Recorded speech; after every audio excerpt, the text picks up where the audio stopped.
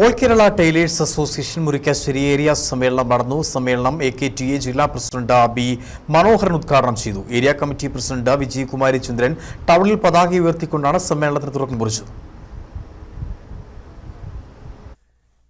Area committee president Vijayakumari ചന്ദ്രൻ ടൗണിൽ പതാക ഉയർത്തിക്കൊണ്ടാണ് സമ്മേളനത്തിന് തുടക്കം കുറിച്ചത്.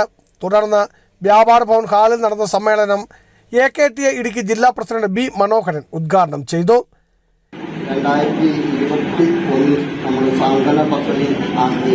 ആ സാന്ത്വന പദ്ധതിയിൽ നിന്നും അംഗങ്ങൾക്ക് ധനസഹായങ്ങളും ചികിത്സാ സഹായങ്ങളും എല്ലാം നൽകി വരുന്ന അവസരത്തിലാണ് ഇത്. അന്ന് നമ്മൾ അംഗങ്ങളിൽ നിന്ന് എത്ര സാന്ത്വന പദ്ധതി 360 രൂപ ഈടാക്കിക്കൊണ്ടാണ് നമ്മൾ സാന്ത്വന പദ്ധതി ഓപ്പൺ ചെയ്ത്. ഏരിയ പ്രസിഡന്റ് വിജയകുമാരി ചന്ദ്രൻ അധ്യക്ഷയായിരുന്നു. ഏരിയ സെക്രട്ടറി ലിസമ്മ കുറിവിള മുഖ്യ സന്ദേശം നൽകി.